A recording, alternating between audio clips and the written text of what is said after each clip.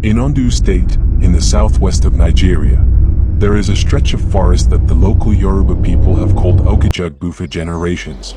Translated roughly, it means the hill that listens. People who enter this forest and return, and not everyone does, sometimes come out speaking. Not in Yoruba. Not in English. Not in any language that has ever been identified by any linguist, anywhere. Some of them speak for hours and then stop, with no memory of what they said. Some of them never speak again after that. Some of them come out knowing things they could not possibly know. Today we are going into Oke-Ijugbe, and I promise you this is one of those stories where the investigation makes it stranger, not simpler. Before I tell you the modern cases, I need to give you context. Because this is not a story that started recently. Oke-Ijugbe Forest has been a place of spiritual significance in Ondo State for centuries. In Yoruba cosmology, certain places are understood to be thin places, locations, where the boundary between the physical world and the spirit world is permeable. This is not a primitive belief. The Yoruba cosmological system is one of the most sophisticated theological frameworks in human history, with complex hierarchies of divine forces, detailed metaphysics of the human soul, and an elaborate understanding of time and consciousness that modern philosophers still write about.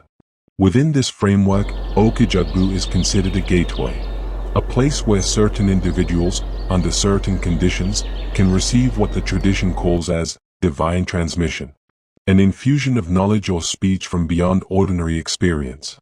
This has been documented in oral histories for at least 400 years.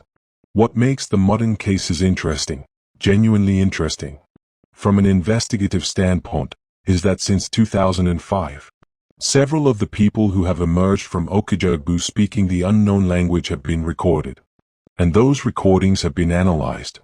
In 2011, a Nigerian linguistics scholar named Dr. Adewale Okonkwo at Obafemi Awolowo University came across 3 audio recordings of individuals who had emerged from Oke-Ijugbe speaking the unidentified language.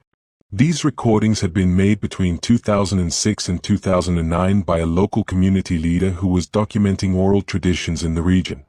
Dr. Okonkwo's analysis found something that he described as genuinely anomalous. The language had consistent phonological structure. It was not random sounds. It was not glossolalia, the kind of spontaneous vocalization associated with certain religious experiences, which typically lacks grammatical structure. This language had structure, repeating phonemes, consistent stress patterns, what appeared to be grammatical markers, the kind of sounds that function as articles, connectives, and verb markers across human languages. Dr. Okonkwo submitted the recordings to the Summer Institute of Linguistics, the world's largest documentation project for endangered and unidentified languages, and to the African Language Research Institute in Zambia. Neither institution was able to identify the language. It did not match any known living language. It did not match any documented extinct language from the region. It did not match any known language family at all. Now I know what you are thinking. Fraud. Fabrication. The researchers were fooled. I thought the same thing. And then I looked into what psychological conditions could actually produce consistent, structured language output in a person who had no previous knowledge of that language. And the answer, from a neuroscientific perspective, is genuinely fascinating. There is a phenomenon documented in the neurological literature called xenoglossy, the apparent production of a foreign or unidentified language by an individual with no known prior exposure to it. It is extremely rare. It has been reported in cases of traumatic brain injury, in certain dissociative states, and, most relevantly here, in cases involving what researchers call environmentally induced altered states. What do I mean by environmentally induced altered states? There are certain environments, specific combinations of infrasound frequency, geomagnetic field variation, and atmospheric ionization, that have been documented in the neurological literature as capable of producing profound alterations in conscious experience. Temple University researcher Dr. Michael Persinger spent decades documenting the effects of low-frequency electromagnetic fields on human brain activity. His findings, controversial but peer-reviewed, suggested that certain field configurations could induce experiences of contact with an external intelligence, vocalization of unknown content, and subsequent memory gaps.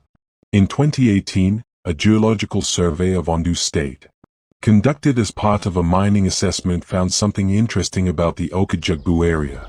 The area sits above an unusual magnetite deposit, a geomagnetic anomaly that produces measurable variations in the local electromagnetic field. The survey noted the anomaly, tagged it as irrelevant to the mining assessment, and moved on. Nobody connected it to the forest. Nobody connected it to the recordings. Nobody looked at whether the geomagnetic signature of Oke-Ijugbe falls within the frequency ranges that Persinger's research identified as neurologically active. That connection has never been made in the published literature. I am making it here, for the first time, and I genuinely do not know what it means. The Yoruba tradition says Oke-Ijugbe is a place where the world listens and sometimes speaks back. The linguistics data says something structured is coming out of people who enter that forest. The geology says there is something unusual about the ground beneath it. And the neuroscience says the human brain, under specific electromagnetic conditions, is capable of things that have no ordinary explanation.